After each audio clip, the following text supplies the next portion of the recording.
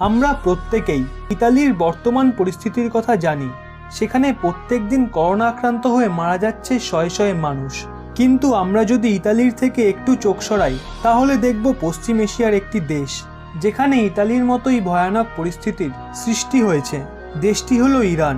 Corona ভাইরাসের ভয়ানক পরিস্থিতির সাথে মোকাবিলা করা দেশগুলির মধ্যে একটি।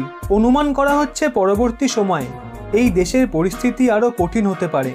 ওই দেশে করোনা ভাইরাসের দাপট শুরু হওয়ার পর থেকেই ডাক্তার ও নার্সরা তাদের রোগীদের বাঁচানোর জন্য অবিরাম পরিশ্রম করে যাচ্ছে। এই ভাইরাসের সাথে লড়াই করতে করতে বহু চিকিৎসকের শিকারও হয়েছেন। এই ভাইরাস গোটা হেলথ সিস্টেমকেই নষ্ট করে দিচ্ছে। স্টাফদের মনোবল ভেঙে গেছে। আমাদের পরিবার ভীষণই চিন্তায় রয়েছে।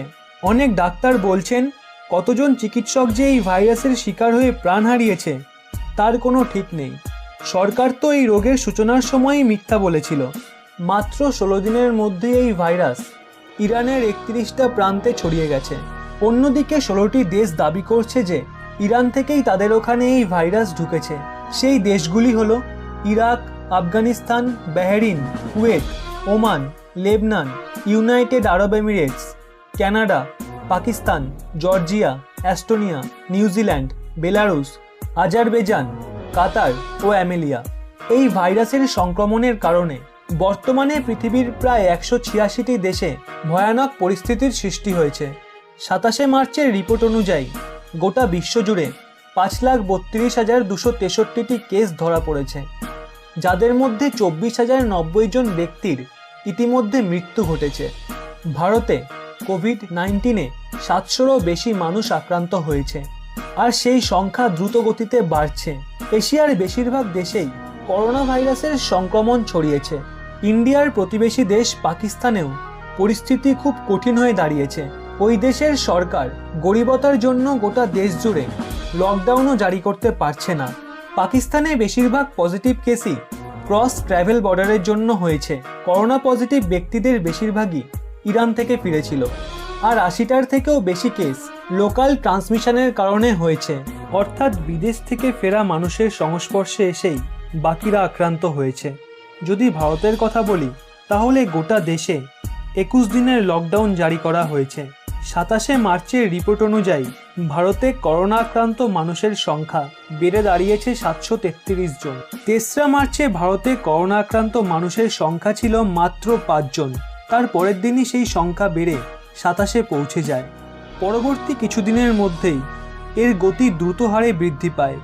ভারতের যেই জনসংখ্যা, তাতে যদি গ্রামে গঞ্জে এই ভাইরাস ঢুকে যায় তাহলে তাকে দমন করা প্রায় অসম্ভব হয়ে দাঁড়াবে। ন্যাশনাল হেলথ প্রোফাইল 2019-এর হিসেব অনুযায়ী যদি করোনা ভাইরাসের দাপট ভারতে এভাবেই জারি থাকে তাহলে আক্রান্ত ব্যক্তিদের সুস্থ করা তো দূরের কথা, তাদের জন্য পর্যাপ্ত বেডই পাওয়া যাবে না। রিপোর্ট বলছে গোটা দেশে 26,000 সরকারি হসপিটাল রয়েছে, তার মধ্যে 21,000 রুরাল এরিয়ায় এবং বাকি 5,000 হসপিটাল রয়েছে শহুরে এলাকায়।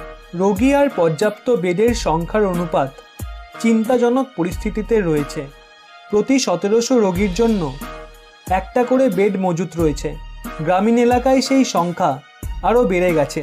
সেখানে প্রতি বেডে রোগীর সংখ্যা বেড়ে দাঁড়িয়েছে 3,100।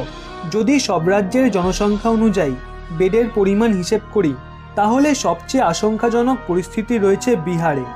2011 সালের জনগণনা অনুযায়ী বিহারের গ্রামীণ অঞ্চলগুলোয় 10 কোটির মতো মানুষ থাকে। সেখানে 16,000 রোগীর জন্য কেবল একটা বেডই মজুদ থাকবে, কারণ বিহারের লোকসংখ্যা অনুযায়ী বেডের পরিমাণ খুবই কম। এই পরিস্থিতির দিক থেকে এগিয়ে আছে তামিলনাড়ু। এই রাজ্যের গ্রামীণ এলাকাগুলোয় 40,189টি বেড রয়েছে, আর প্রায় 690টি সরকারি হসপিটাল রয়েছে। এই হিসেব অনুযায়ী 800 জনের জন্য একটি বেড মজুদ থাকবে। এবার আসি মহারাষ্ট্রে, যেখানে সবথেকে বেশি করোনা আক্রান্ত ব্যক্তি পাওয়া গেছে। সীমিত মাত্রার টেস্ট সেন্টার থাকায় গ্রামীণ এলাকার মানুষগুলোর নিজেদের টেস্ট করানোও কঠিন হয়ে পড়েছে। তাহলে বুঝতে পারছেন ইন্ডিয়া তথা গোটা বিশ্বের বর্তমান পরিস্থিতি ঠিক কী? তাই বলছি, বাড়িতে থাকুন, নিজের ও নিজের পরিবারের খেয়াল রাখুন, আর করোনা সংক্রান্ত আরও ভিডিওর জন্য এই চ্যানেলটি সাবস্ক্রাইব করে পাশের বেল আইকনটি অল নোটিফিকেশন করে রাখুন।